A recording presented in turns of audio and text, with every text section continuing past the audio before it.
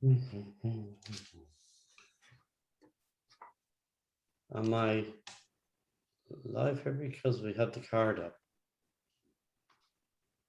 So, hello? I think you're live, John. I'm live. Well, I can't see myself. I can't see anything except the card. But, hello, everybody, and welcome back to the Rhine Institute Center of One Health Conference on infectious disease and zoonosis. Welcome back if you were with us previously, and if you haven't, well, welcome to this session. The session that we have today follows on very nicely from the last two excellent lectures from Malcolm and Casey, who have really set the foundation on infectious diseases and zoonosis, particularly when you talk about world population growth, the increase, attention to our environment, to our health, and how that is connected. And as you'll see, it's important for new interactions between humans and our pets. So the first speaker we have in the keynote speaker, I'm delighted to say, is Professor Celia Holland from Trinity College, Dublin. She's a professor there in zoology in the School of Natural Sciences. And Celia has been really a stalwart of parasitology research in Ireland for several decades now, and has really flown the flag for Irish parasitology. She's an advisor to the World Health Organization on parasitic diseases and on methods of deworming and treatment of diseases. She has been in Trinity College for a long time, and deservedly so. Recently, she was awarded a lifetime award for her teaching contribution to teaching. So well done, Celia. That's a fantastic award. Celia has edited a couple of books on parasites. She's most interested in soil transmitted parasites, which affect about over 2 billion people across the globe. And that's a lot of people. When you consider right now, today, I was looking at the numbers, COVID has infected about 250 million people, while soil transmitted helminths infect every year about 2 billion people. And we don't really fully appreciate this in the developed world, that in developing countries or low to middle income countries, pandemics are the norm. People are exposed to many diseases, be it malaria or worms or parasites or virus or bacteria, continuously every day. So what we're experiencing in Ireland with COVID is what people in developing countries have experienced for centuries and even millennia. So Celia's interest is in soil transmitted parasites. As I said, she's edited 2 books on it, and particularly one book that she's going to be talking about here, our subject area is, she wrote a book on, or edited on, Toxocara, the enigmatic parasite. And that gives up my first question, because I prepared a question for Celia to ask her, is that parasite still enigmatic after all those years that you edited that book? And of course, she gives up me because her title is Knowledge Gaps in Epidemiology of Toxocara, the Enigma Remains. So Celia, thanks very much for joining us, and looking forward to your talk. Thanks so much, John. I'm just going to share my screen before I say good afternoon to everybody.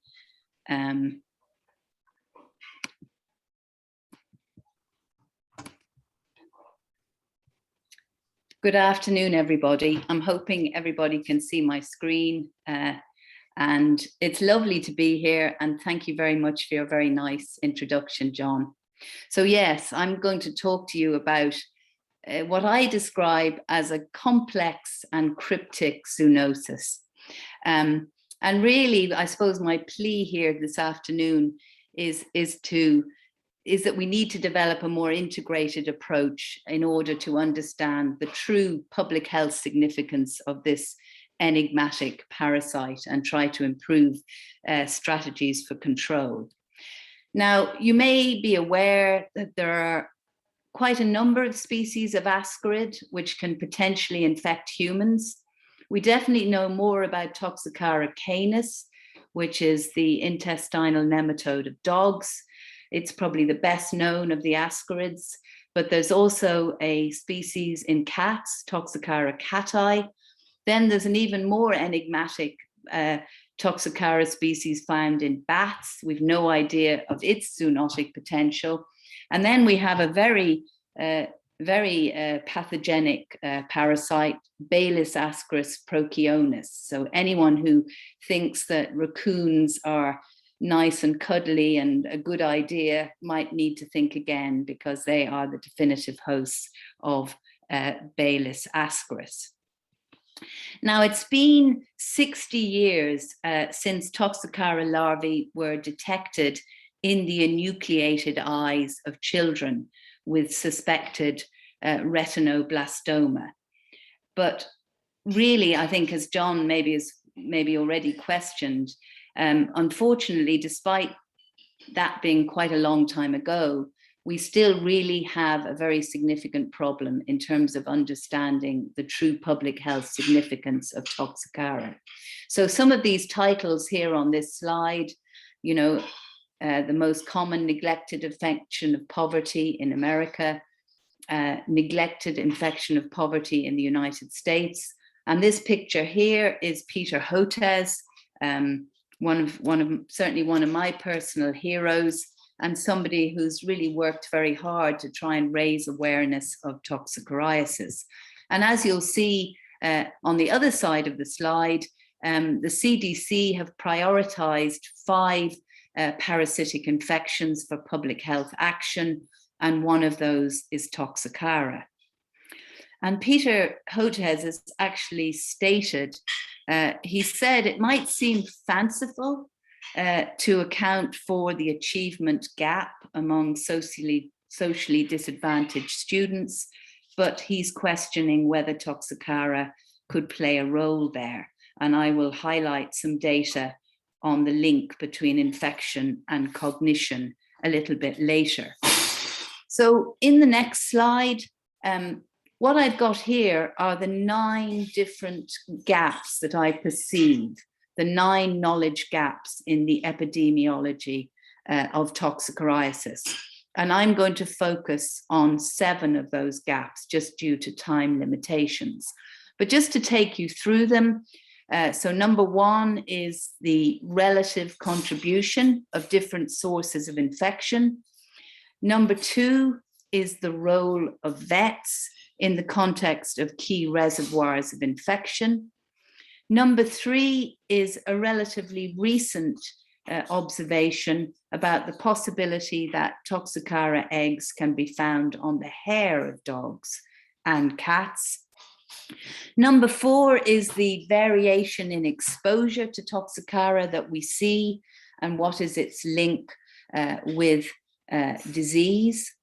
Number 5 is our lack of knowledge of the population-based estimates of ocular toxicoriasis, one of the most serious pathogenic outcomes. Number 6 is cerebral toxicoriasis, where the larvae go to the human brain. Number 7 is trying to improve our understanding of environmental contamination and what are the main sources of that contamination. Number 8 is the role of non-human paratenic hosts in the epidemiology of toxicoriasis. And finally, number 9 is the fact that we know so much less about Toxocara cati compared to Toxocara canis. But I'm not going to say anything further about number 5 or number 9. So just to take you through these different sources.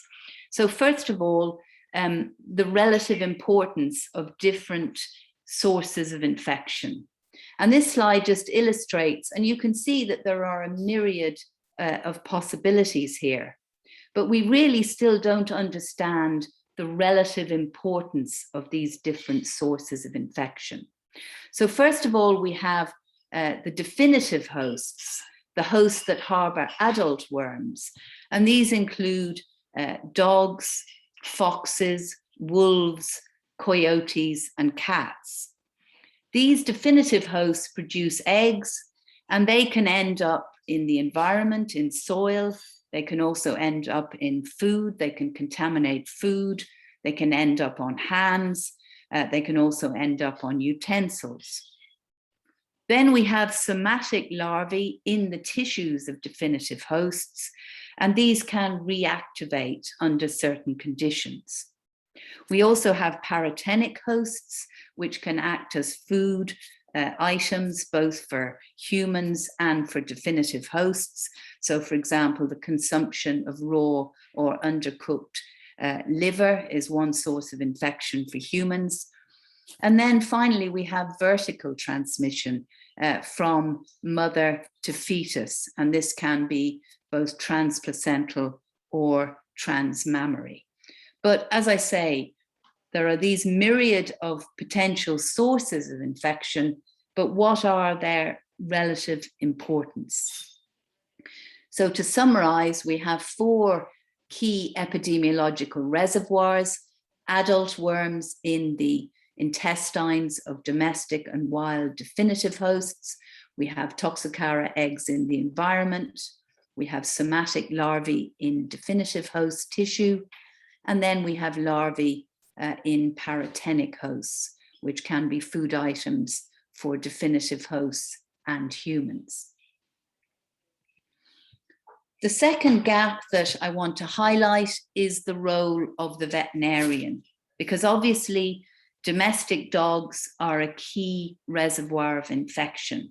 And as has been pointed out, it's much easier to control the infection in the definitive host than it is to control what ends up in the environment. But unfortunately, Toxocara is not an important infection in adult dogs and cats. There are other parasitic infections in domestic pets which are of much greater concern to vets than Toxocara. But because Toxocara is such an important zoonosis, there is this wider relevance to human society. And so there's a tension there in terms of the priorities of vets. And this is just an interesting, study by Ralph Nagisse in the Netherlands. And he had a look at a large sample of household dogs.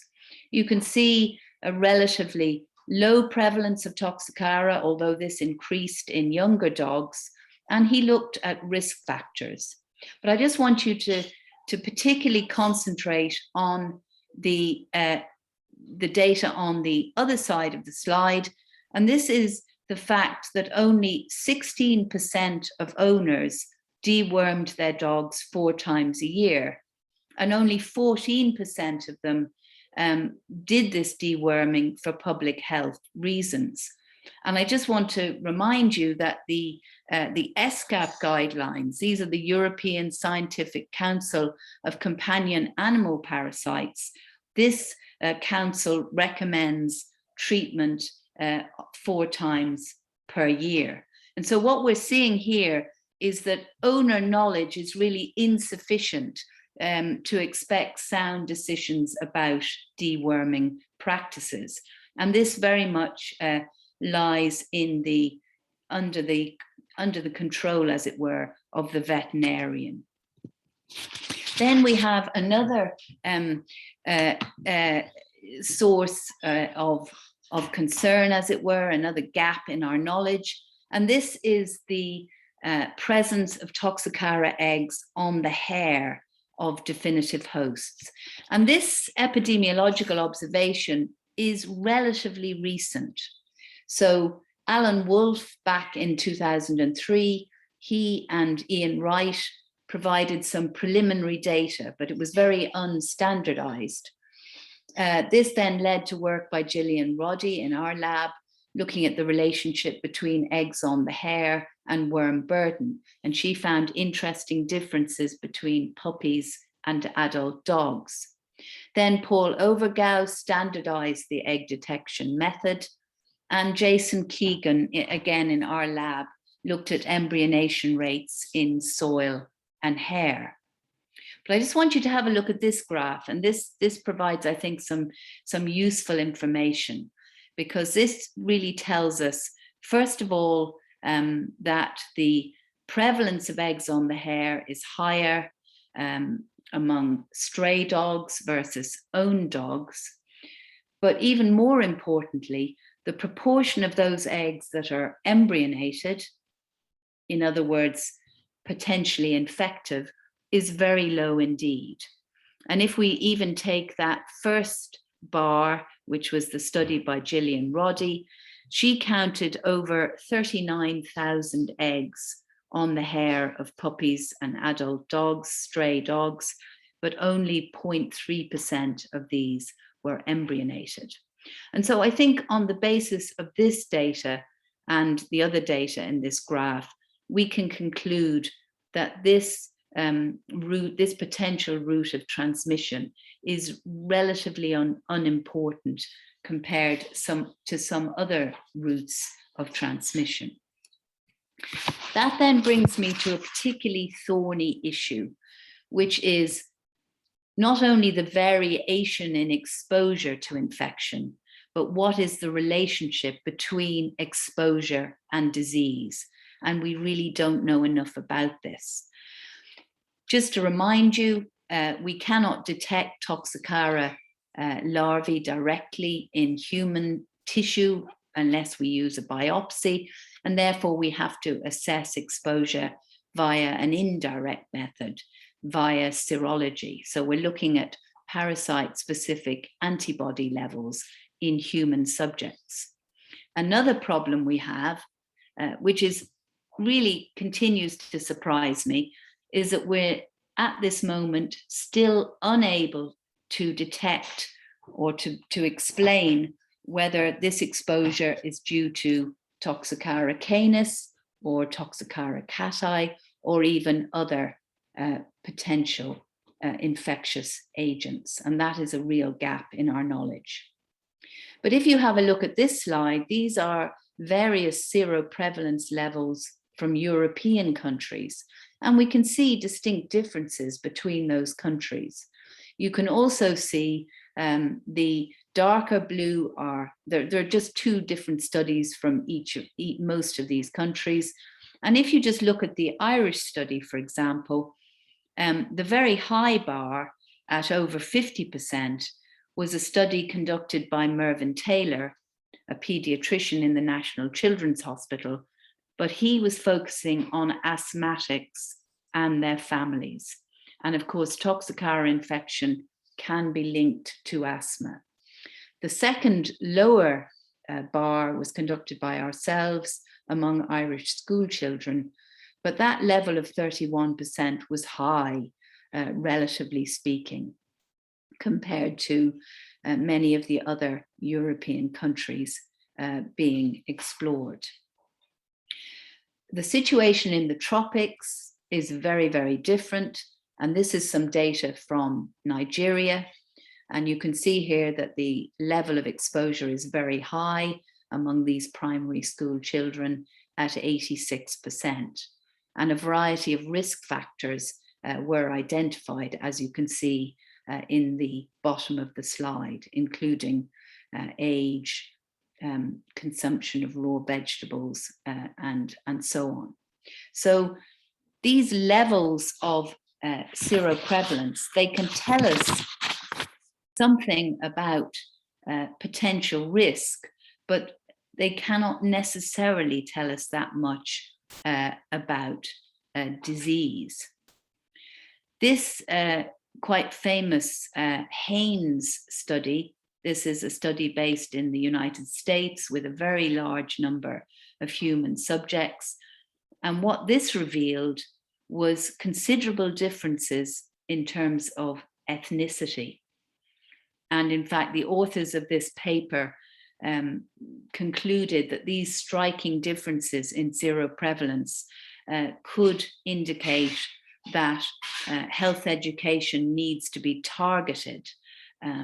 But we lack this kind of large-scale data for example, from Europe and certainly from developing countries. And you can see they also, again, were able to highlight some of the factors that might contribute to these higher levels of seroprevalence. I've talked to you about exposure, but what about disease? And essentially, as we learn more, we have what we might call an expanding set of syndromes of human toxicoriasis. So the ones that we are most familiar with historically are visceral larva migrans, which was first described by Beaver back in 1952. And then I also mentioned to you the eye involvement, which was determined over 60 years ago. But the two other syndromes, covert toxicoriasis and cerebral toxicoriasis, these are more recent clinical entities that have been described. And in fact, covert toxicoriasis was described by Mervyn Taylor from the National Children's Hospital in Dublin. And this is really quite a wide range of non-specific symptoms associated with positive titers to Toxocara. Cerebral toxicoriasis, which I'll come to in a minute, is, for understandable reasons, probably one of the most cryptic of the syndromes, but as you can imagine, potentially one of the most important. The data in the next slide emanated from that study by Mervyn Taylor. And as you can see here, what he showed was that the number of clinical features increased as the concentration of the titer increased, moving from different categories in terms of increasing levels of exposure.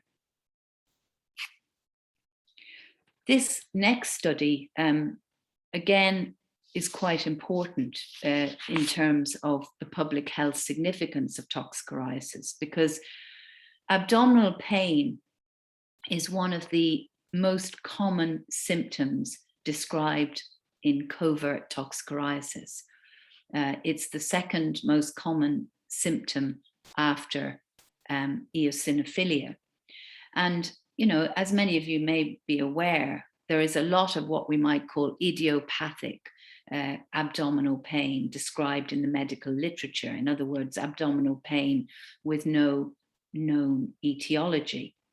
And what this graph illustrates is, first of all, that abdominal pain was common among these Polish children with toxicoriasis, 35%.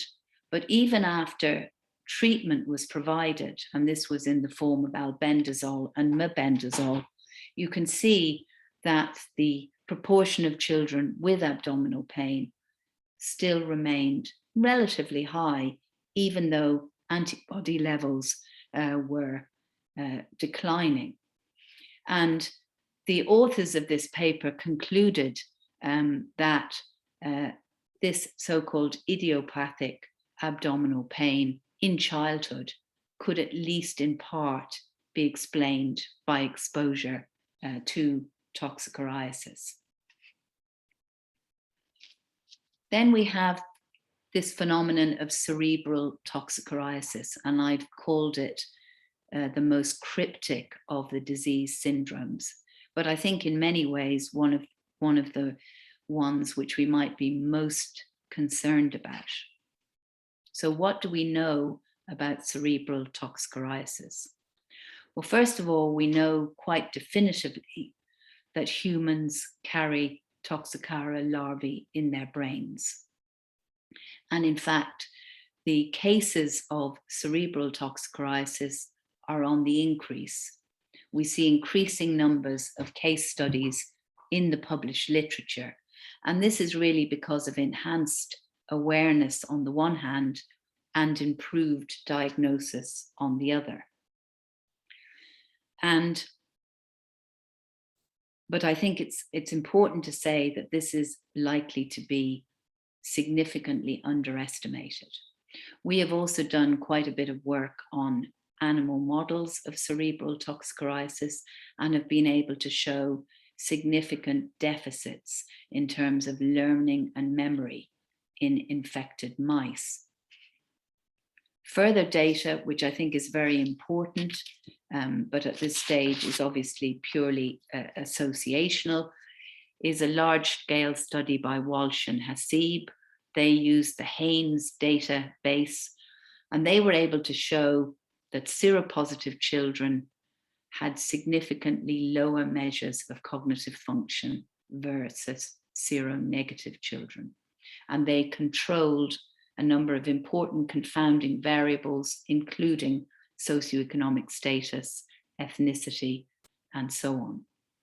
But I think it's fair to say that our knowledge and understanding of what is potentially a very important aspect of this cryptic parasite is significantly underestimated.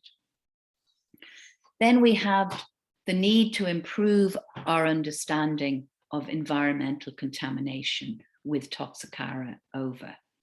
And I think it's fair to say that if you look in the parasitological literature, every single year there are papers on Toxocara in the environment, particularly in public places, public parks, for example.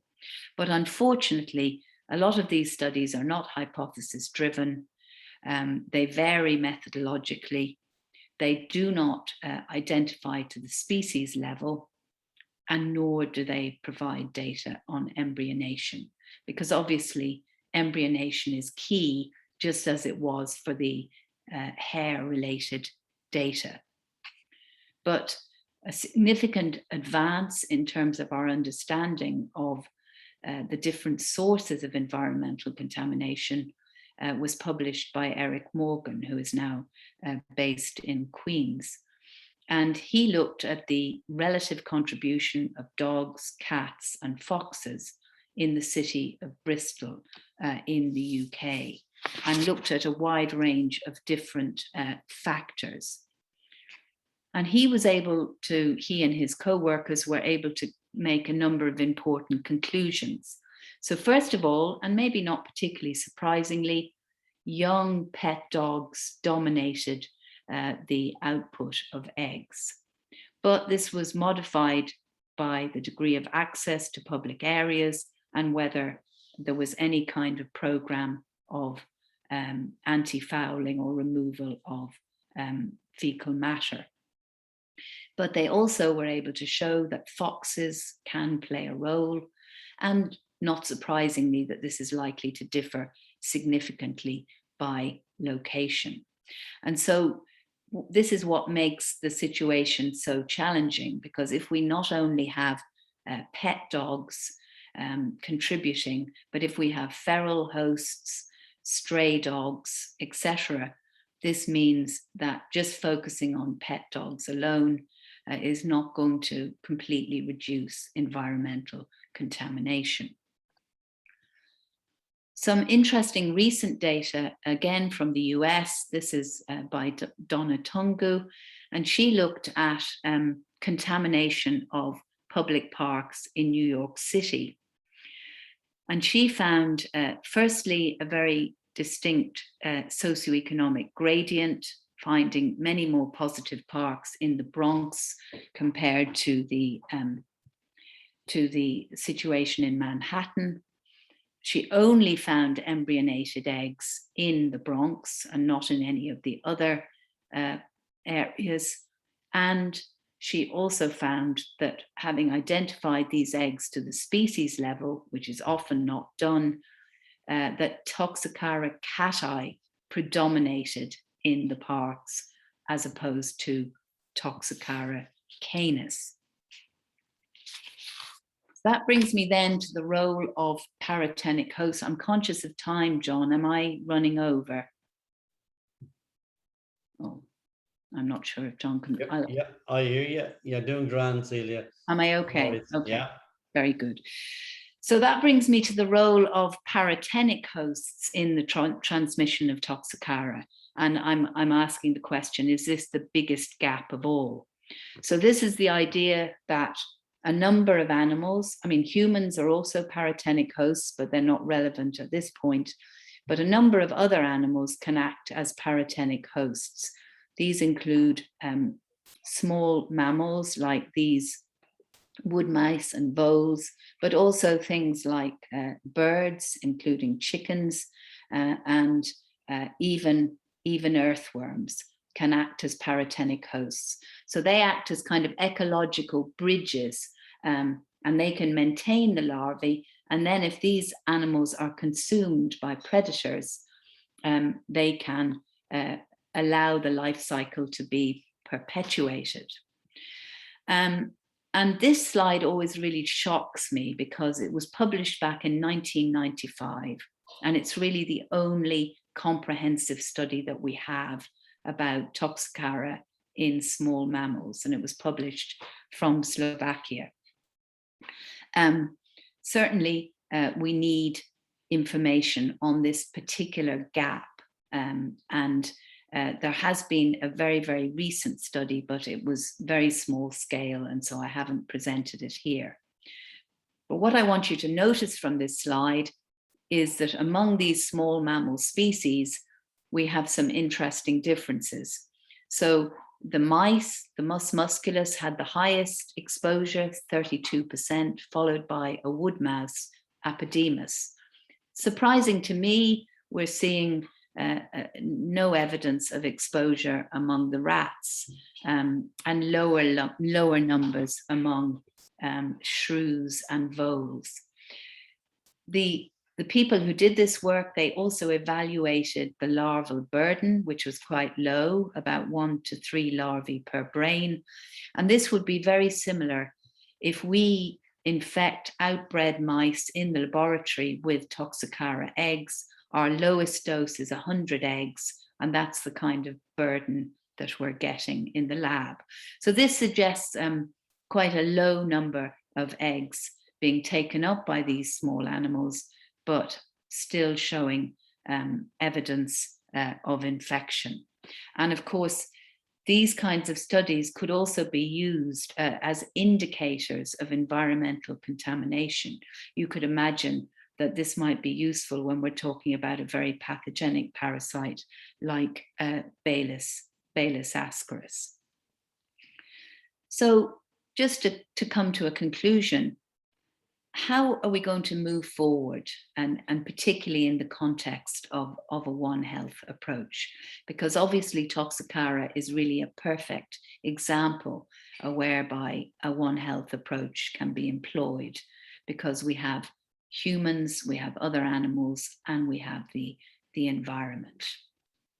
And so I suppose if I, won the lottery in the morning, or I managed to encounter a millionaire who was very interested in Toxocara, although I think that's sadly unlikely, this is really what I think we need to do. So ideally, we need a single country or maybe a defined region, and we need to evaluate at a baseline level these key elements of the epidemiology. So seropositivity in humans and its relationship with disease, Toxocara infection in the domestic and feral definitive hosts, detection of eggs in the environment, detection of larvae in the paratenic hosts, and most importantly, species identification of eggs and larvae at the molecular level. This would be undoubtedly ambitious, costly, and logistically challenging.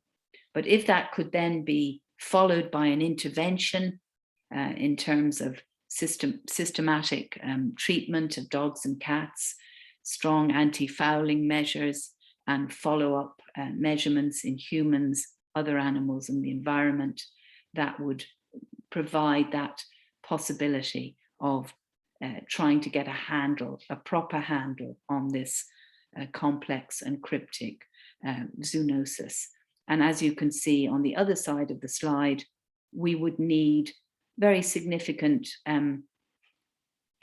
skills from quite a wide range of people, ranging from the veterinarians and the clinicians through to the parasitologists, immunologists, public health specialists and wildlife biologists. And I suppose to conclude, I just want to say, you know, sometimes fields are rather crowded, sometimes fields are less crowded. There's clearly lots and lots of questions in this field, and we really need some young, bright people to start putting their minds to them, along with the odd millionaire, of course. Thank you very much.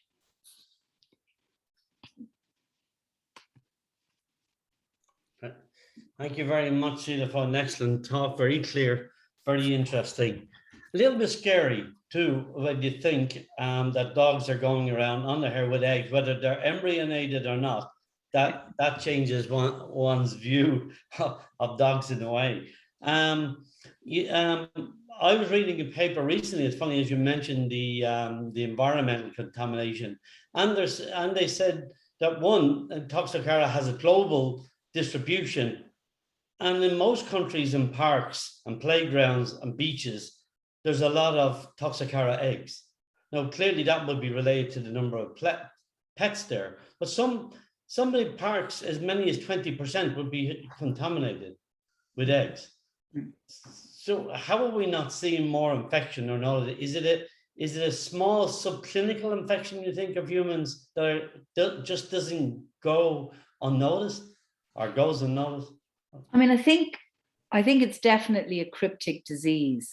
I mean, I think, you know, you're going to have quite a large number of people for whom, you know, they may have evidence of being exposed, but they may not manifest much disease. Then we have another problem that quite a lot of the disease is non-specific. So, for example, Mervin's studies would show, you know, this wide range of rather non-specific symptoms, which often never come to the attention of a clinician. So we tend to only see the more extreme aspects of the disease. So it's what I would describe as a chronic disease, and chronic diseases are always underestimated. So I think that's part of the problem. And even if you think of, you know, larvae going to the brain, how is that going to manifest itself? And we do see the more extreme cases in the medical literature, people, you know, having MRIs and various other investigations, and that tells us that there are Toxocara larvae in the brain. So I think this is just, you know, very much a classic neglected disease. And I think it's interesting, if you think of some of the other NTDs, the other neglected tropical diseases, again, they would have this rather cryptic pattern, but only through enhanced awareness and understanding have they come to light.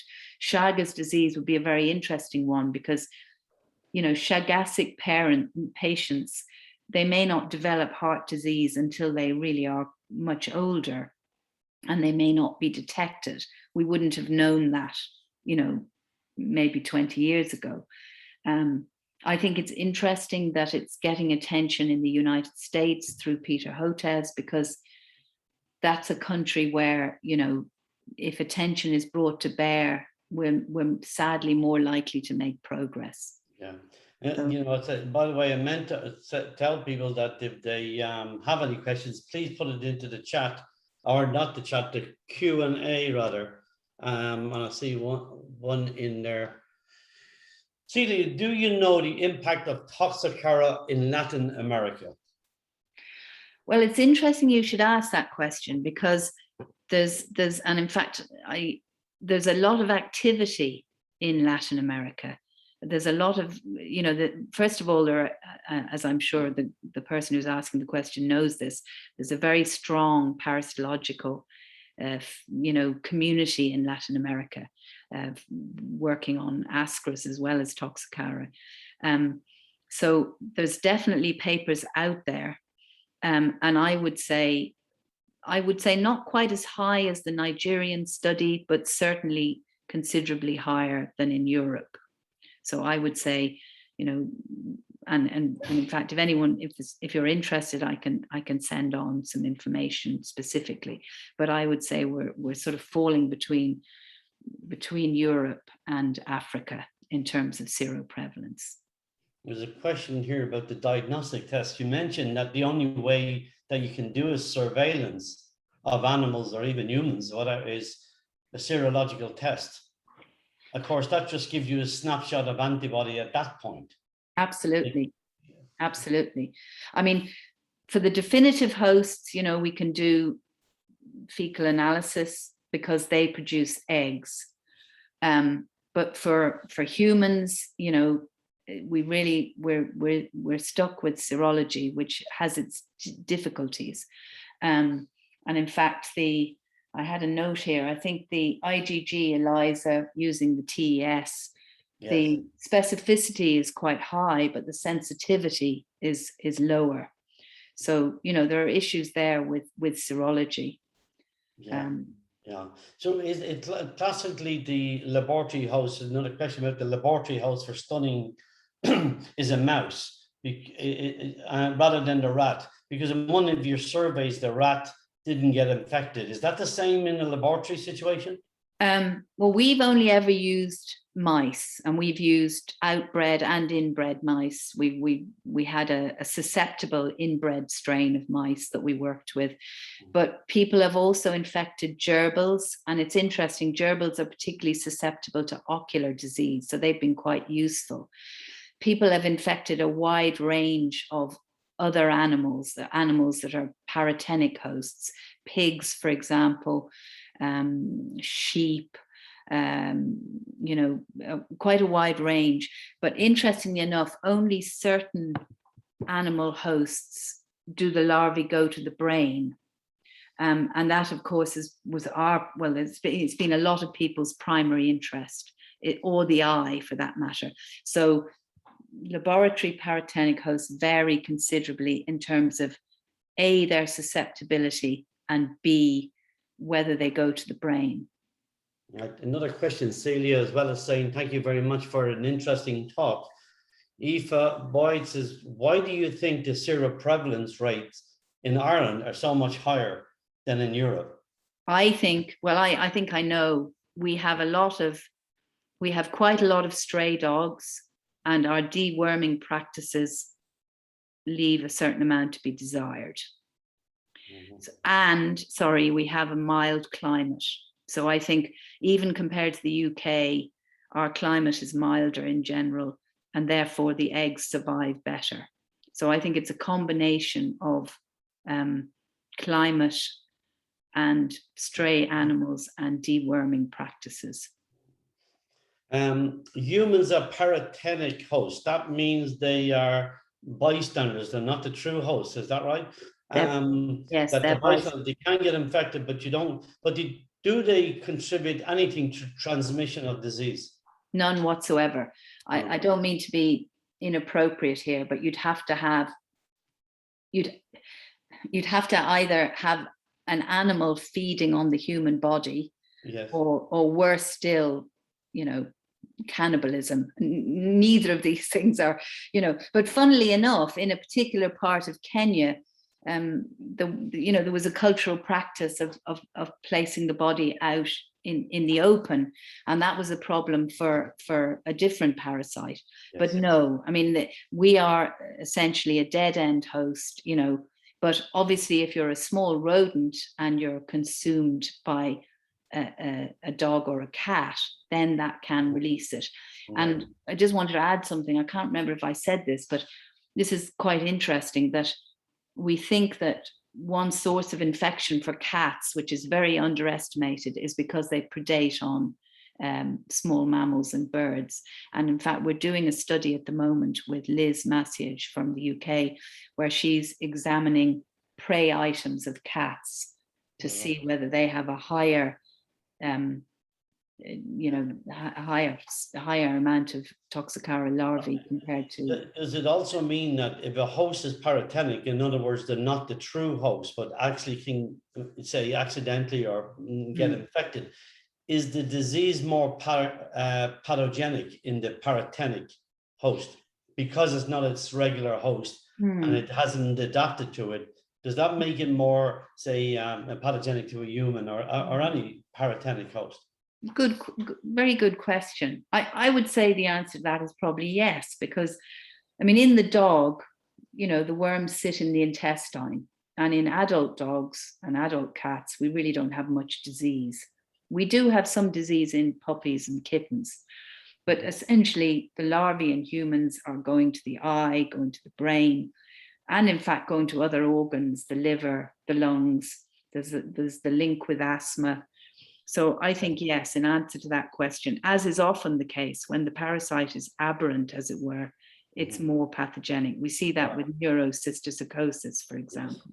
So that was another question that arose, was that link with asthma. Is that specific to Toxocara, or is it that the general helminth effect, the driving of eosinophilia and the driving of Th2 responses that make certain individuals more prone to asthma? Yes, I think so. I mean, the data on the link between Toxocara and asthma is a bit confusing, because some studies suggest that, that Toxocara causes asthma, but other studies don't provide that evidence. And I think that's another gap in a way, that we don't really understand the full relationship. But there's no doubt that Toxocara larvae go through the lungs. And of course, Ascarids causes Loeffler's syndrome, which is a more serious form of lung inflammation. Yeah. Okay, Celia, well, we'll move on. You're going to stay with us for the panel session at the end. Yes. Thanks very much again for an excellent talk. Very, very interesting. And now we'll move on to the next stage of our sessions.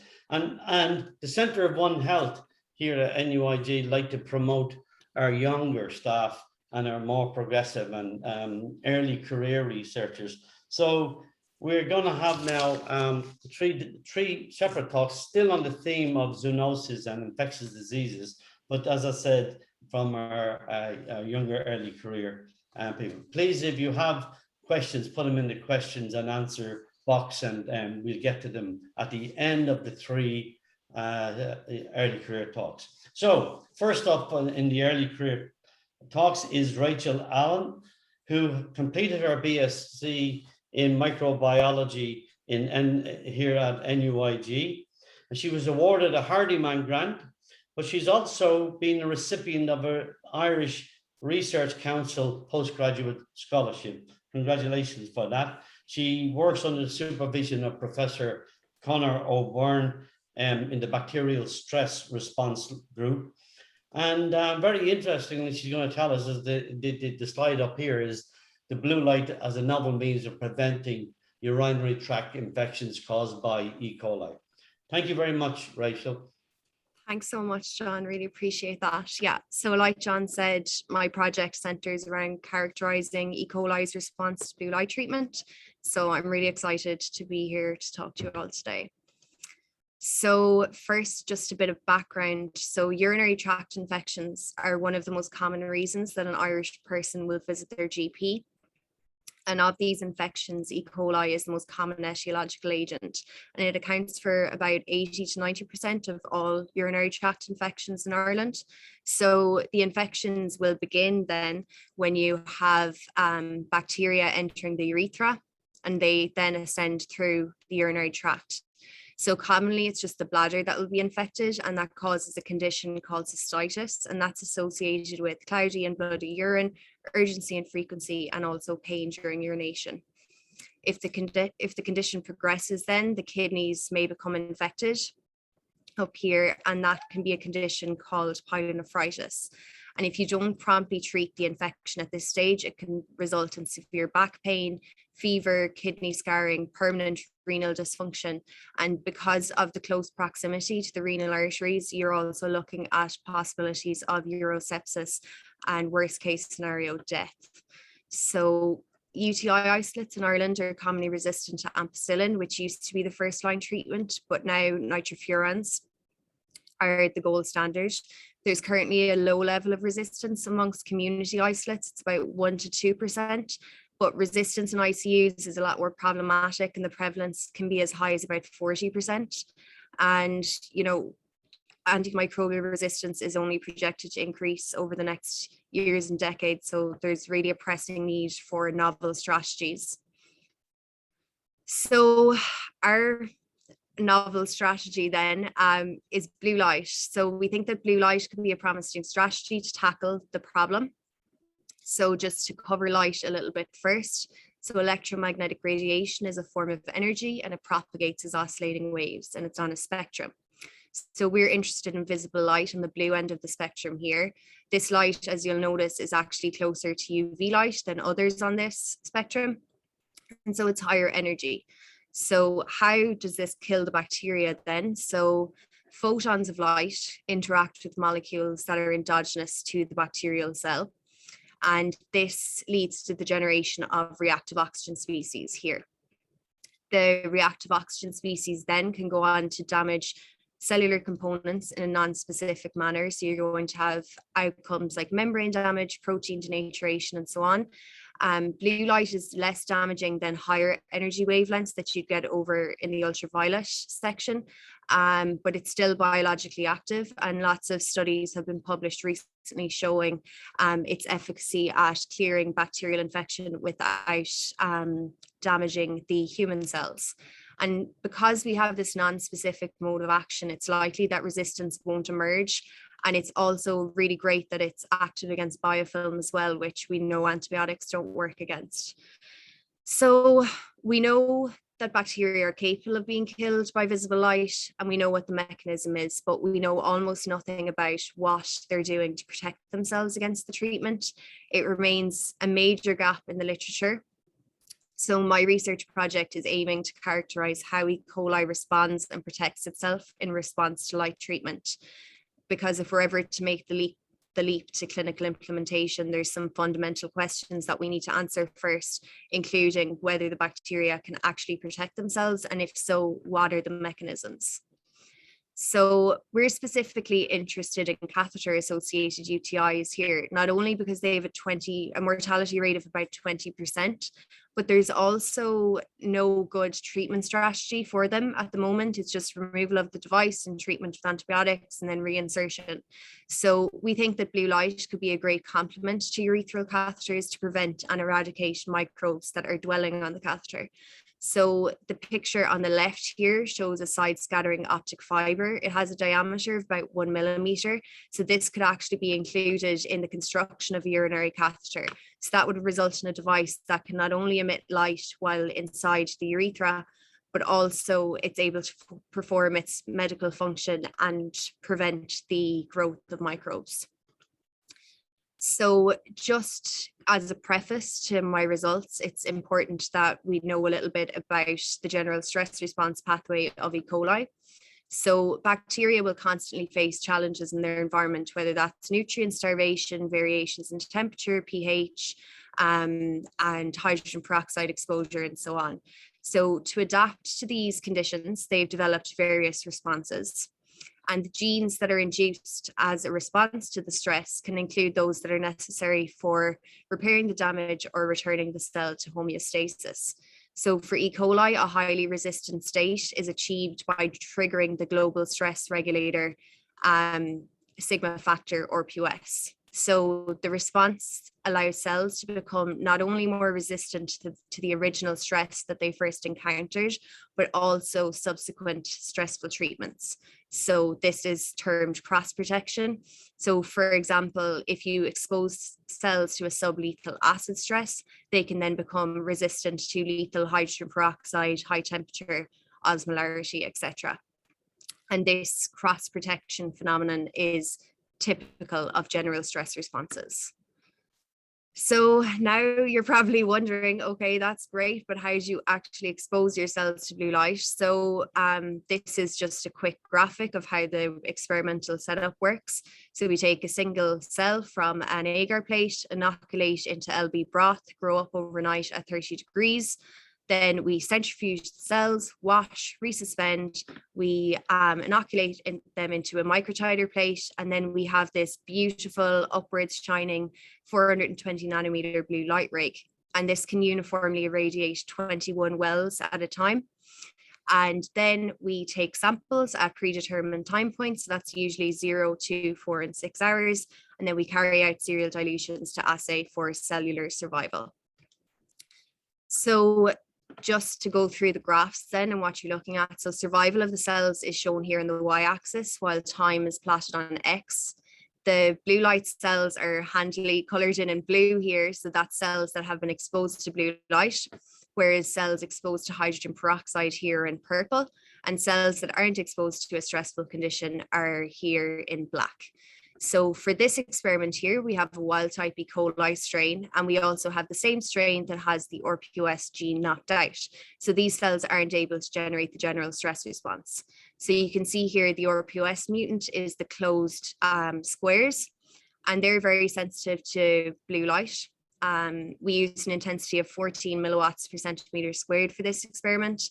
And you can see compared to the wild type that at the 4-hour time point, the mutant was below the limit of detection, which is equal to about a 5 log reduction. Whereas if you compare the same time frame for the wild type, there was only a 2 log reduction seen. You can see as well, again, the RPOS mutant is shown in the closed squares, and that it was more sensitive than the wild type against hydrogen peroxide treatment. So we had a 4 log reduction here in the RPOS mutant after 90 minutes compared to a no log reduction for the wild type at the same time point. And by the end of the experiment, the RPOS mutant had a 5 log reduction compared to a 2 log reduction in the wild type. So what we can conclude from this then, that the RPOS mutant is highly sensitive to oxidative stress, not only oxidative stress induced by blue light, but also oxidative stress induced by hydrogen peroxide. So it seems that RPOS may be important in blue light survival. So now that we know how the cells respond when they completely lack RPOS, we wanted to determine what would happen if we grew cells in conditions that resulted in really high levels of RPOS protein being produced. So in other words, would cells with increased RPOS have an increased ability to respond to blue light stress? So when we grow cells, are just wild type E. coli cells in M9 minimal media that's supplemented with 0.4% of glycerol, it actually induces high levels of RPOS, which are shown here on my lovely Western blot. And for this series of experiments, then we also used M9 minimal media that was supplemented with 0.4% glucose. And this was because it didn't cause an increase in RPOS levels compared to the traditional growth media. And so we used that as a control. So here you can see again, the blue light exposed cells are in blue, while the ones that were kept in the dark are in black. So cells grown in glycerol in the presence of light for 24 hours had a 1.5 log reduction in cell density. And that's compared to the wild type, which had a 3 log reduction after 6 hours and was completely undetectable at the last time point, which is 24 hours. And then the dark control survived, as you would expect. So the level of resistance that we saw was actually quite surprising. So we are going to be looking into this a lot more to see what exactly is glycerol doing to the cells to mediate such a high level of resistance. So we also found as well, again, glycerol grown cells are much more resistant to hydrogen peroxide stress than glucose. So you have a 5 log reduction of glucose grown cells by the last time point in this experiment compared to a 1.2 log reduction in glycerol grown cells. And so far we've only conducted these experiments on one strain, so it's going to be necessary to see if this is a general rule across E. coli or if it's a strain specific phenomenon. So it does appear that increased levels of RPOS mediated by growth on glycerol serve to cross protect the cells from lethal light and hydrogen peroxide exposure. So this is just a slide then summing up what we've discovered so far about how E. coli protects itself from blue light. So we know that photons of light react with endogenous photosensitizers, which causes reactive oxygen species production. And this causes the induction of oxidative stress in the cell. This then will trigger the recruitment of RPOS, which can bind to RNA polymerase, and that facilitates the transcription of genes in the RPOS regulon or the stress response genes. The protein products then of these genes serve to detoxify the cell of reactive oxygen species, but also work to repair cellular damage that occurred during the treatment. And then over here, you can see our lovely glycerol molecule. So it appears that it's acting as a sublethal stress condition. It causes the recruitment of RPOS to maintain balanced growth, but while it doesn't affect cell density, it is induced. When when cells are subsequently stressed then by blue light, because they already have this RPOS present in the cell, the response happens a lot quicker. So it helps, that is the whole thing where we're talking about cross protection. So it seems that the glycerol is cross protecting the cells due to the increased levels of RPOS, and then the cell has a greater ability to transcribe these stress response genes when blue light is shone. So these results are significant then, because now that we have some idea of how the cell can be protecting itself against blue light, we can work to come up with strategies to help circumvent these mechanisms. So thank you everyone in the bacterial stress response group, especially Professor Conor Byrne. Thank you to the NCLA for their expertise in light applications. Otherwise, the project would be extremely difficult without them. And finally, I'd just like to acknowledge my funding from the Hardeman Scholarship and the IRC Postgraduate Scholarship. Thank you so much for having me to speak, and I look forward to answering any questions you have. Okay, Rachel, thank you very much. That was very interesting. I have loads of questions, but I have to prevent from asking.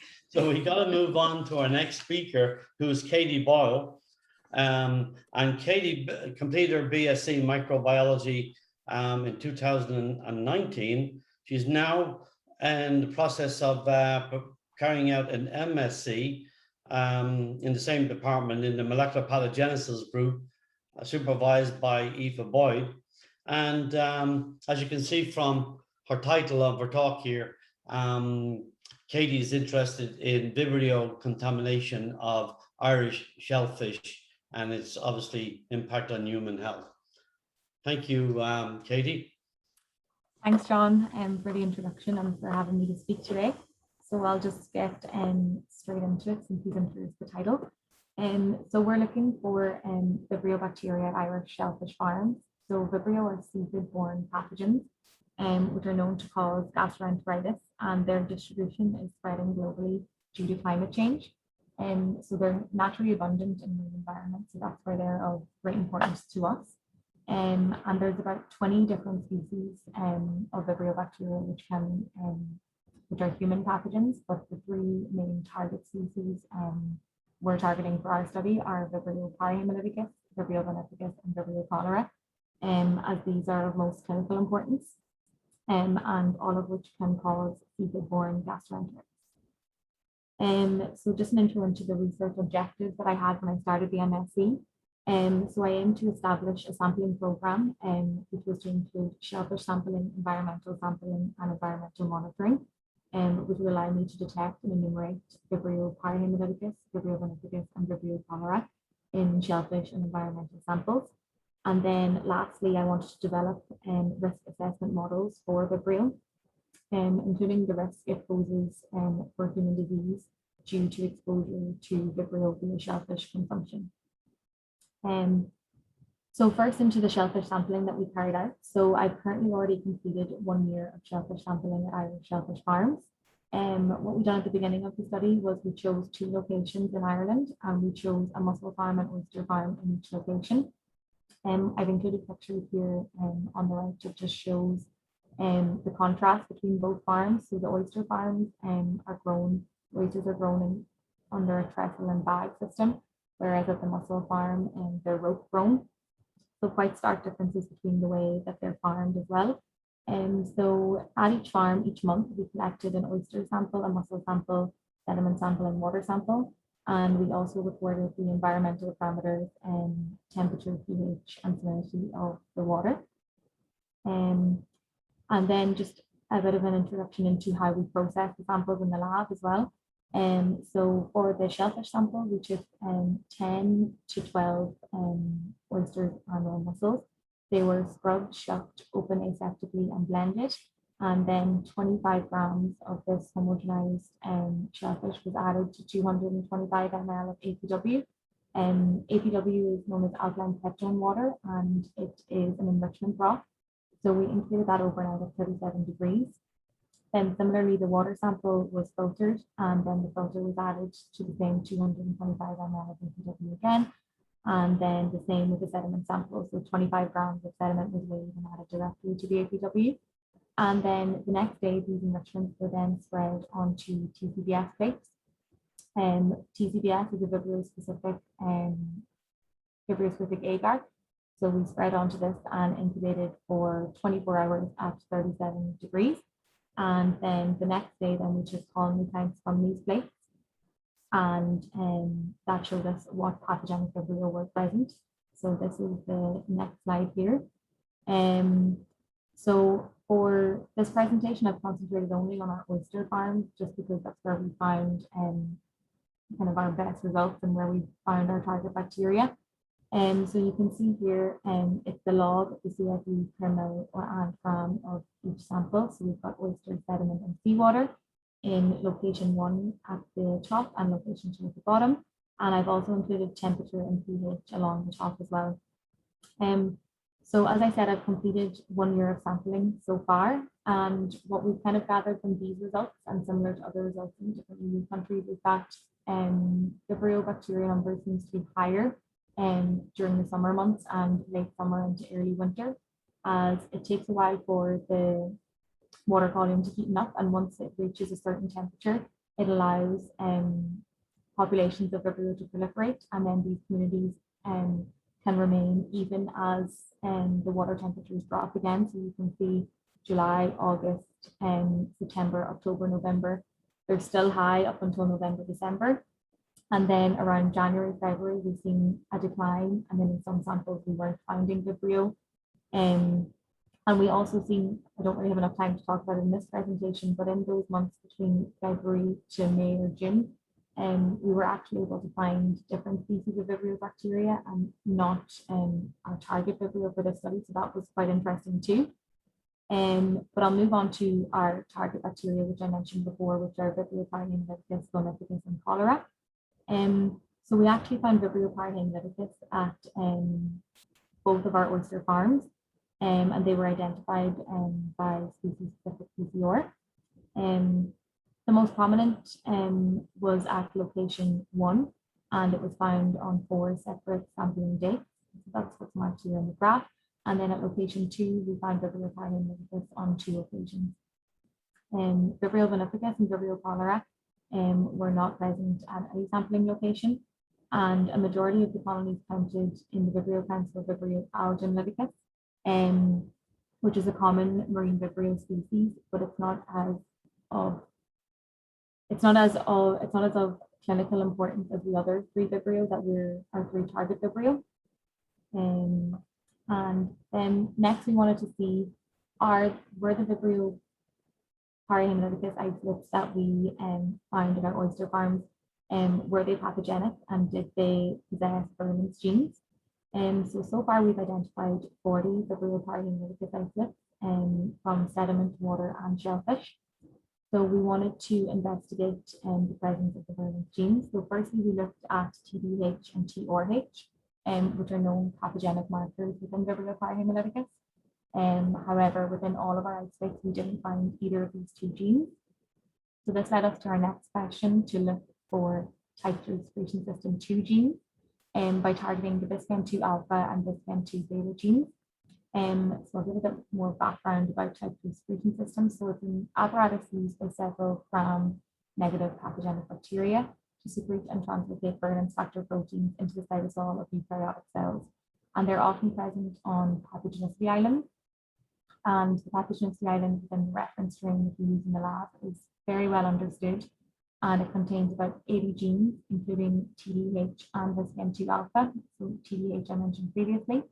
And 30 of these 80 genes are associated with type 2 secretion, and it's known as type 2 secretion system 2 alpha.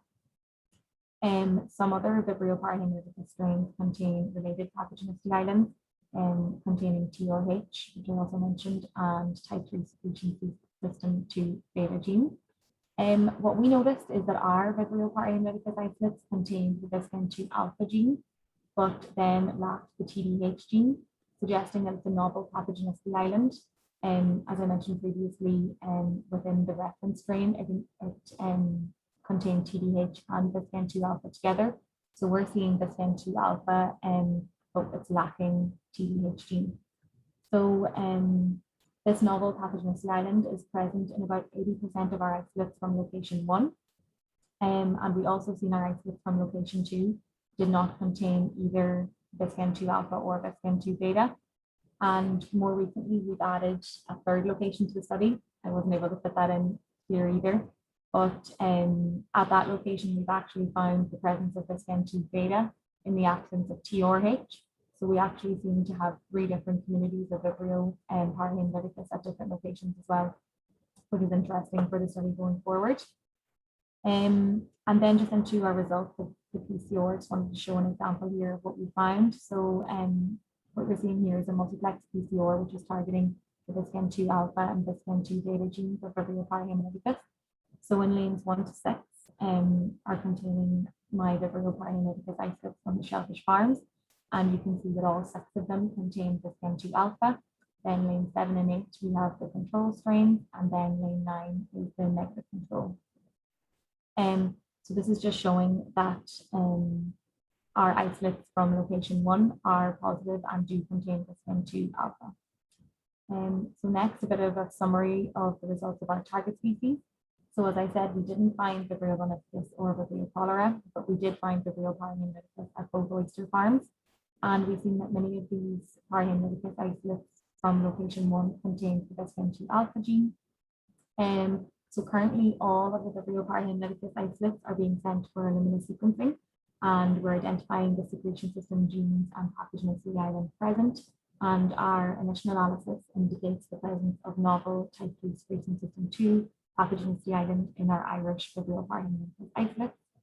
And we aim to classify the pathogenicity island and identify differences and or similarities with other known Vibrio Parahemolyticus isolates.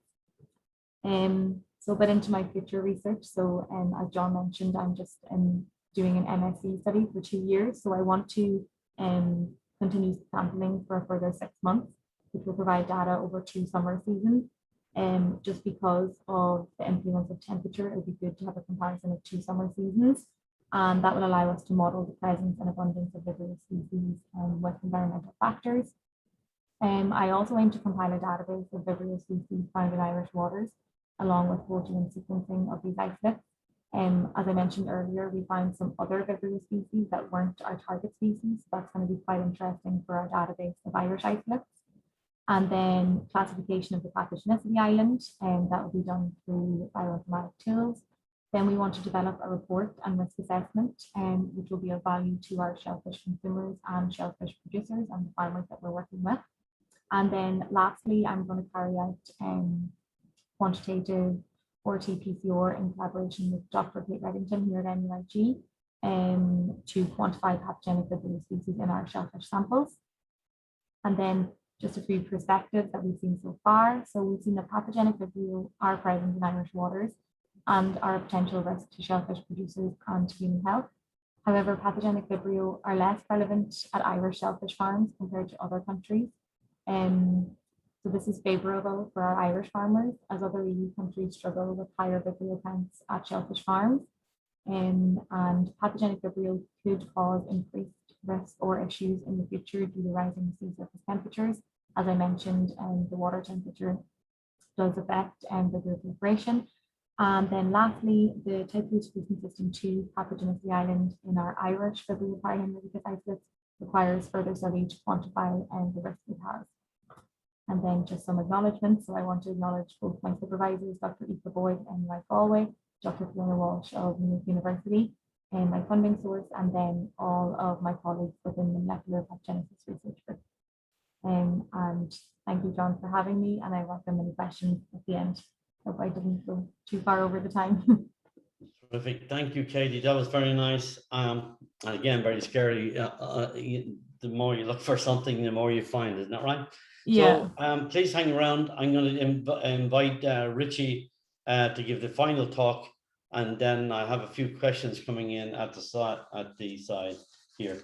So last but not least, Richie Lawler is the postdoctoral fellow funded by the Science Foundation Ireland in the molecular parasitology laboratory. He did his PhD in Dublin City University, where he worked on immunomodulatory proteins in milk.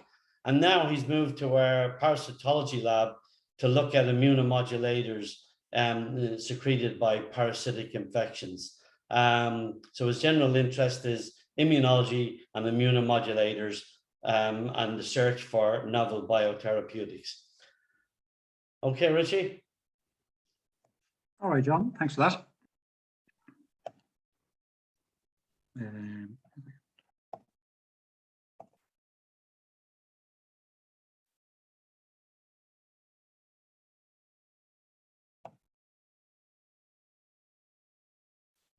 So, hi everyone. Yeah, as John said, our interest is in looking at immunomodulators.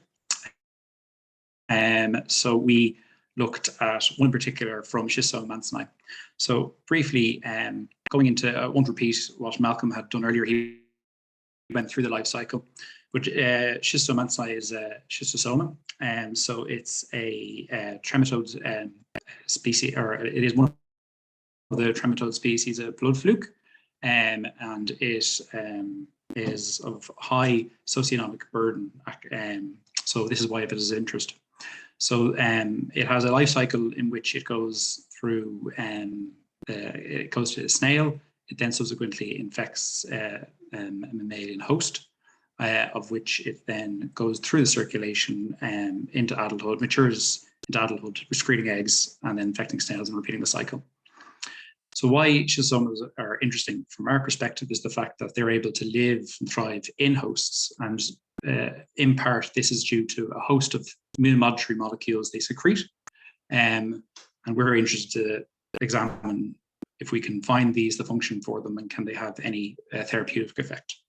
So the one that we focus on in here is Schistosoma mannsoni SM16 protein. So the SM16 protein itself is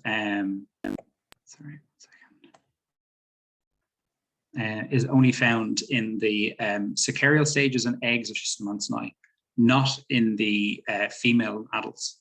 So this is important because despite it being released by the sacaria as they penetrate the skin, and this is from the start of infection, it is then not produced until the eggs about 5 weeks post-infection. So as Malcolm had pointed out, despite when penetrating through the skin, sacaria will secrete a host of excretory products that are quite immunogenic. SM16 is among these, but we don't actually see any immune responses to SM16 until 20 weeks post-infection, which suggests that it is not highly immunogenic by itself, but over time there will be a buildup. So it has immunosuppressive potential, which is why we think it takes so long for immune response to be induced towards it. So SM16, the molecule itself, is a long amphiphalic helix, which shares a lot of structural homology to cathelicidins, which are human or mammalian antimicrobial peptides themselves, or helmet defense molecules. So these are molecules shared in species like other parasites like Fasciola, which identified other parasites like Fasciola hepatica. What they do share is this amphiphalic helix, which is a helical structure in which one side tends to be hydrophobic and the other side is hydrophilic. So this is, again, a shared property of antimicrobial peptides and subsequently these helmet defense molecules. And we found that SM16 is, when applied to cells, will actually be internalized by them. And on top of that, more interestingly for us, is the fact that when applied to cells, it has potent anti-inflammatory effects by modulating, for example, LPS responses. So when you add LPS to cells with SM16, it tends to reduce the amount of pro-inflammatory cytokines secreted by these. So what we started looking at is the full-length SM16. So there was a small little problem with it in the fact that when you added alone to cells, you actually got a slight pro-inflammatory response in which it actually did secrete pro-inflammatory cytokines itself, as you can see. So just the vehicle or the peptide alone did induce, which generally if you're looking for anti-inflammatory therapeutic, wouldn't be the best. You want to have no response and then to reduce pro-inflammatory responses. So what we did is we did find that actually a shortened version of this longer peptide actually, one by itself, no longer actually induces any pro-inflammatory effects, but then the additive of the fact that it is now a more potent immune modulator.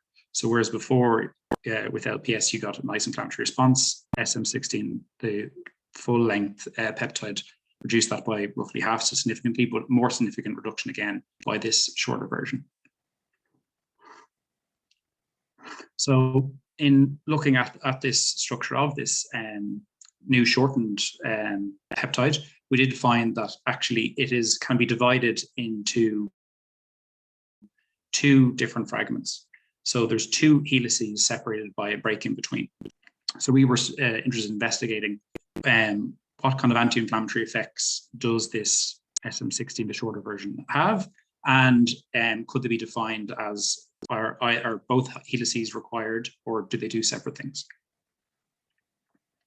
So we started looking at both TLR-induced inflammation, which is through stimulants of TLRs like LPS, PGN, or potent immunomodulator or immunostimulants. And then subsequently, because of its homology with the adult fasciohepatica HDM, which in previous studies have shown to have anti-inflammasome activity, we also had a look to see what it would do in them. So starting on the TLRs, as there are multiple that are expressed on the cytoplasmic surface, but then also some that are in endosomes. So what we decided to do was to look at both ones that are expressed in the surface like TLR4, which had done the past through LPS and shown that both our shorter version and longer version had an effect. We also then looked at TLR2-1 and then two endosomal ones, so TLR3 and 9, and see if it was having an effect.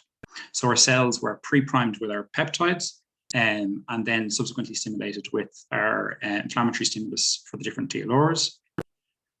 And interestingly, what we found was the fact that only one of these TLRs was actually affected, TLR4. So little to no effect was seen for the TLR2 and 1, TLR3 or TLR9. So it was suggesting that SM16 actually is very specific for TLR4. So we did subsequent experiments to see, was this something to do internally when it got in, or is it doing something to the extracellular space which stops the recognition from TLR4? So we did a simple experiment in which we, like before,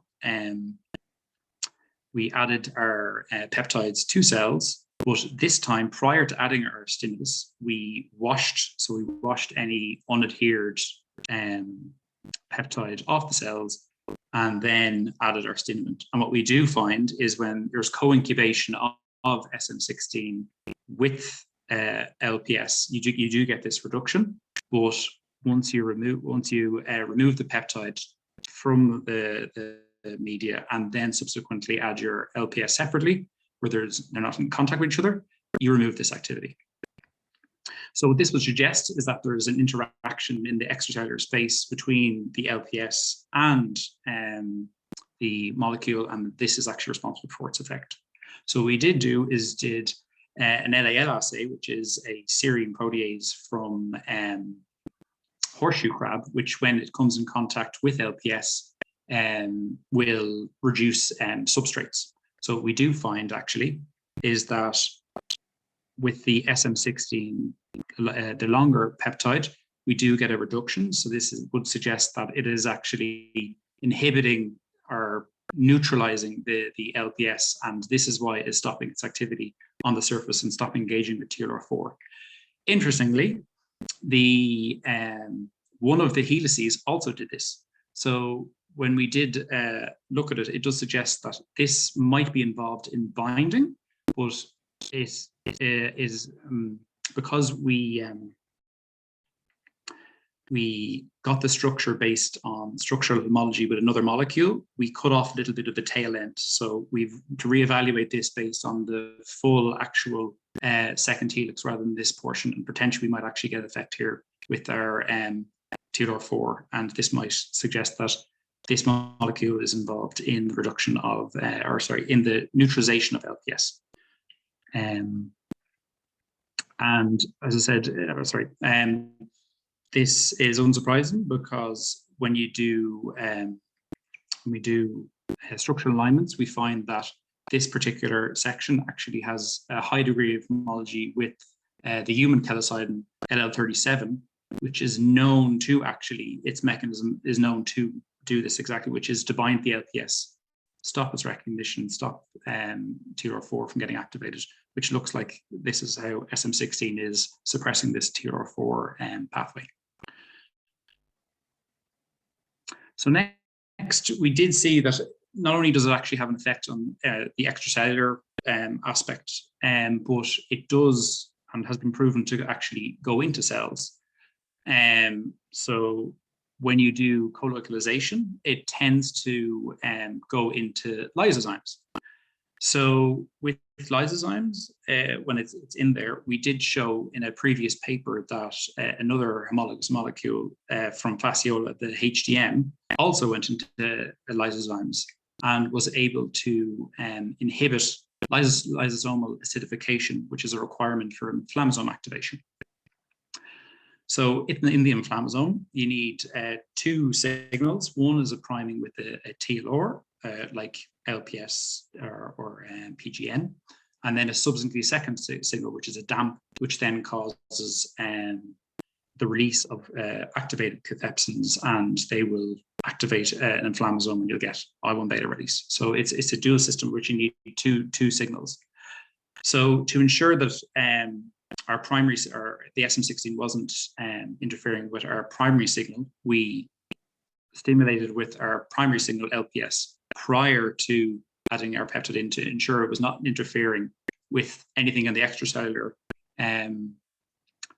engagement with the cells prior to then activating the secondary DAMP before, to see would it stop inflammasome assembly.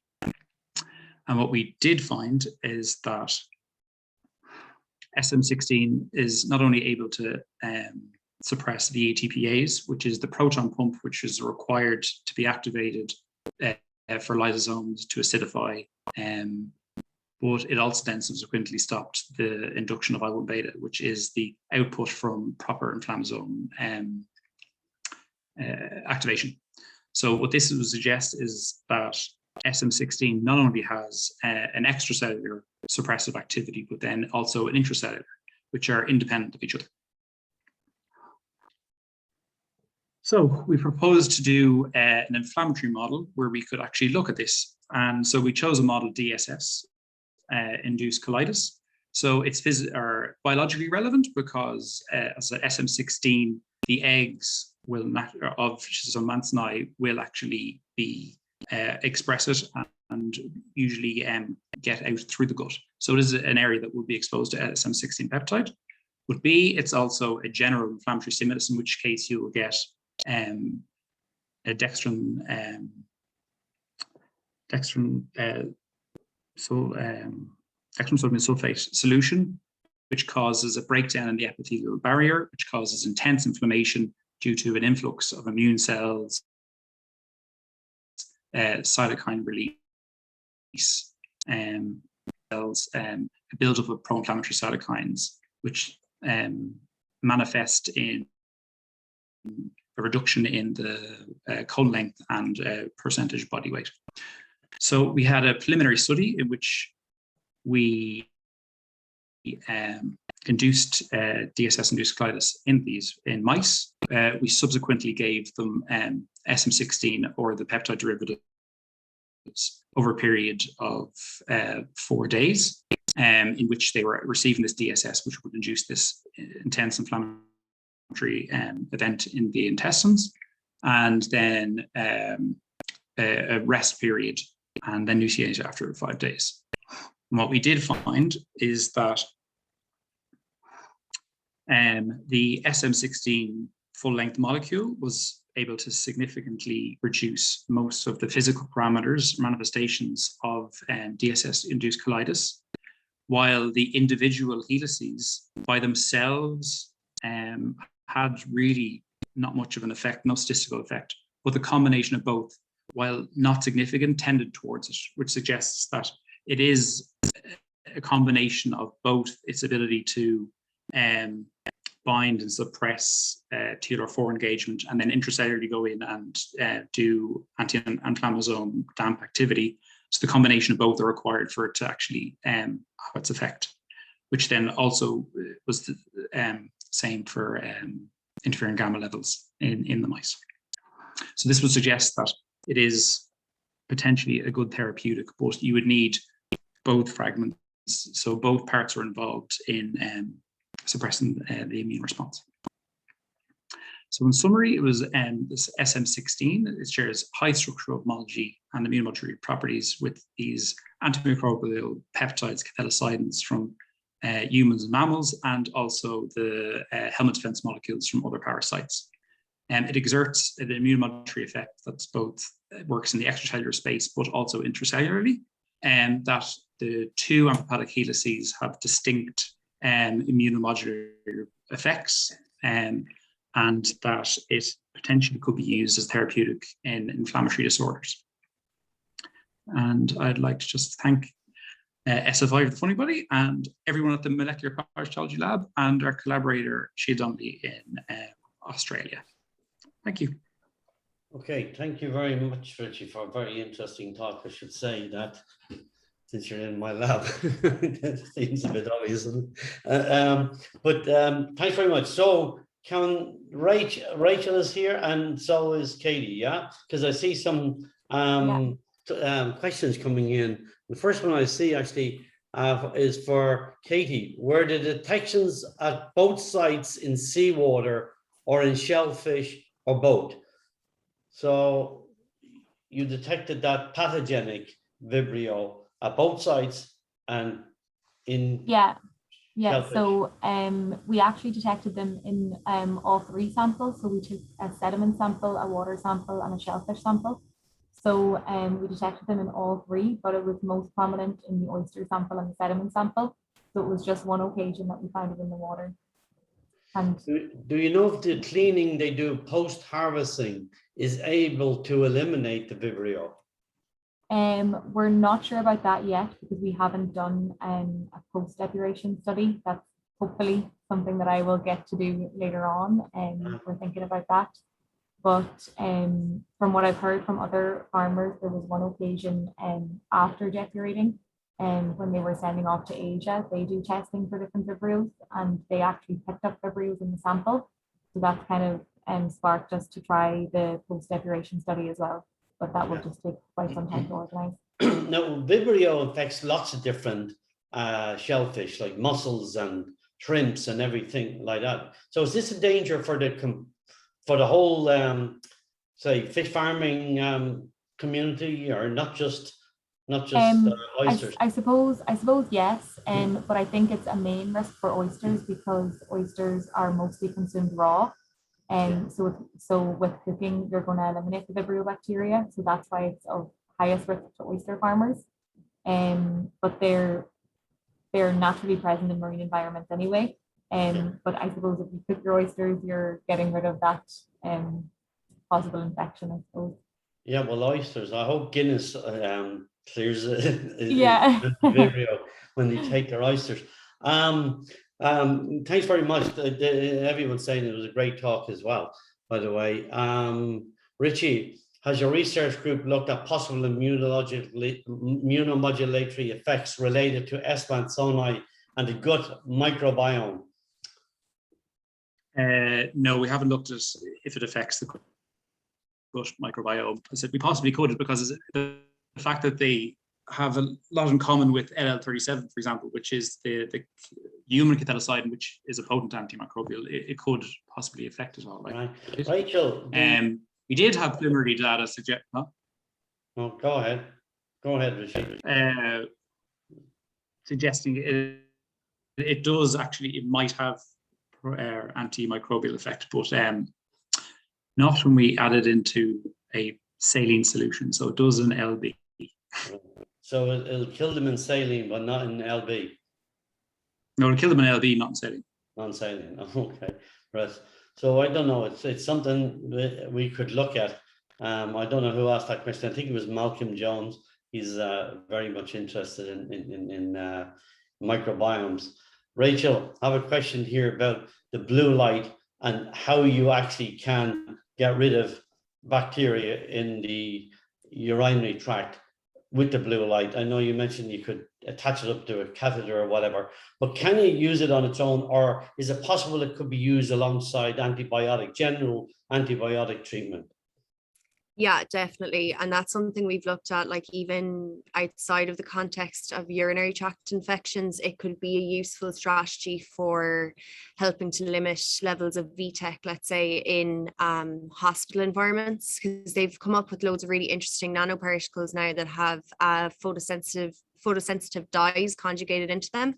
So when they're exposed to just regular ambient light, they actually can produce reactive oxygen species and kill any microbes that are on the surface. So I think there's lots of interesting things we could do to try and limit the burden of infection, not just for urinary tract E. coli, but also for those other really problematic diarrheal diseases as well. Right. When you add hydrogen peroxide to the microbes in your assay, is that functioning on the outside of the bacteria, or does it get inside? Because that's different to your proposal about ROSs activating inside the bacteria rather than outside. Yeah. So the hydrogen peroxide can traverse the cell membrane, and then it wreaks havoc once it's inside. But the whole rationale for using hydrogen peroxide is because it induces oxidative stress in the cell. And while it's theorized that blue light does induce oxidative stress in the bacterial cell, there's some hemming and hawing amongst the scientists in the literature whether there's other mechanisms at play.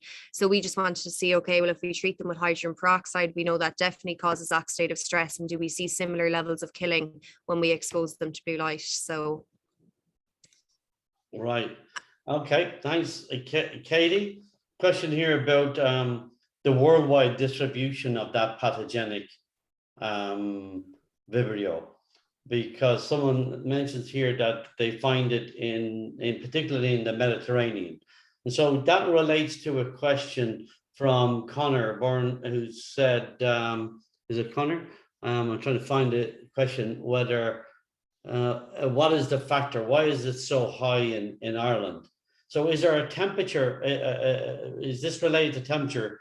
Yeah, so what they're seeing in other parts of the world, so more so Asia and US, it's the biggest problem causing gastroenteritis there from raw shellfish. But more recently in EU countries, they're also finding higher prevalence of pathogenic strains. And then that leads to it becoming a problem for us as well, because the oyster industry in Ireland and France is very tightly linked. So there's lots of stock moving from France into Ireland. So that's a possible problem, taking pathogenic strains into Ireland, but then also it's a temperature problem. So as temperatures rise, it's more possible that there'll be more pathogenic strains of Vibrio in Ireland. And the fact that we're finding these pathogenic genes in temperatures that are only around like 14, 15 degrees, that's quite worrying, because other published papers are talking about how Vibrio parahemolyticus isn't present under 20 degrees. Yeah. So it's kind of the problem of the future, I suppose, as well. Yeah. Right. So this is why we're so concerned about climate change, not only other parasites, transmission of parasites, but even in the water as a thing. Now, the sites that you choose them from, the 1 and 2, what's the flow of water like between the two of them? Have they different aspects to them, in terms of water flow and temperature? Yeah, well, for oyster farming anyway, it needs to be quite a sheltered bay that works mostly on low tide. So the bay is without water 12 hours a day. So these trestles are and the oysters are not in water 12 hours of the day. So that's kind of stressful for the oysters too. And then with regards to water circling, we haven't looked too much into that. So I don't want to say too much about that because I'm not really sure about that yet. That will probably come later on when we start the modelling and risk assessment parts of the project then. Question here for Celia. I'm not sure if Celia is there. Oh, I'm here. You are here. Good. Yes, I'm listening. There's just a question here, Celia, about, because you did mention that you can get Toxocara passed through the placenta. Is that right? No, not in humans. No, but in animal yeah. models, or is it just simply the antibodies pass through? Or no, in there's transplacental and transmammary transmission in the definitive hosts. Okay. So in dogs, for example, but in humans we don't have any evidence. Mervyn Taylor actually looked at this. He looked at cord blood of right. babies born to Toxocara positive mothers, and we don't have any evidence in humans as of yet, because in humans we're talking about a different, there are no adult worms. There are only larvae. Yeah, one question I have, because back in my parasitology days, I always mixed up Toxocara with toxoplasmosis, and as you know, no one would know they're very different parasites. Toxoplasmosis is a protozoan, whereas Toxocara is a multicellular worm. Yes. However, toxoplasmosis is very common also in humans. We all have it. Most of us here at this conference have it, and it goes into the brain. Yes. And so the eye. And in the eye. And a completely different disease. But is there any evidence for toxoplasmosis and Toxocara interacting, or indeed any other infections interacting with Toxocara? Well, certainly there's a paper from the US to show that co-infection of the two is more common than by chance. Right. And the interesting thing is, in Ireland, there could be similar explanations, feral cats, exactly, moderate temperature, climate. So there's this, but also there's this, I don't know if anyone in the audience heard about this, but there used to be something in Ireland in the past, I hope it doesn't exist anymore, where people like to eat, raw mincemeat. Now, I don't know if anyone in the audience has ever heard of this. I wondered, was it some kind of apocryphal story? But I've been assured that it isn't. But obviously, like a French influence, is it? Well, exactly, and that would obviously be a risk factor for toxoplasma. The other interesting thing, of course, is that we have a higher prevalence of schizophrenia in Ireland. Right. And some people have discussed the fact that that's because we have a high seroprevalence of toxoplasma. Right. So, Toxoplasma and Toxocara are both transmitted by cats. Both of them enter the brain, and both of them lead to cognitive damage. Yeah, undoubtedly. So it's interesting when you were mentioning that, and that's why often when you're teaching two of them, they get confused. Yes. Anyway, but the co-infection idea, of course, is very interesting. Whether worms, because they suppress Th2 immune responses, do they make you susceptible to other infections that are bacterial, which are require Th1 to protect them. Anyway, let me see if I can find any more questions here. Only just comments saying excellent talks to everybody, and I'd like to throw just a general question out to the early career, because it is an early career session, and I'm just wondering, amongst you, some of you are early than the others, do you really think that there's a career in infectious disease for you all in the future? And have you become so enthusiastic about it that you see yourself wanting to make a career in infectious diseases, or certainly One Health, research? And anyone can answer that. Just first comes, first served.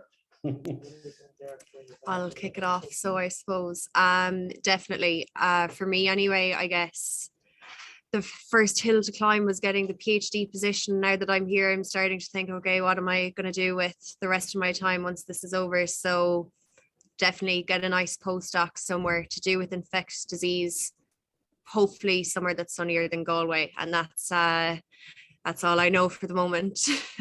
Okay, so, and are you, Richie? I'm a supervisor. He's afraid to say, of course, it's interesting. Great, John. Yes. It's this fantastic opportunity. All right. Well,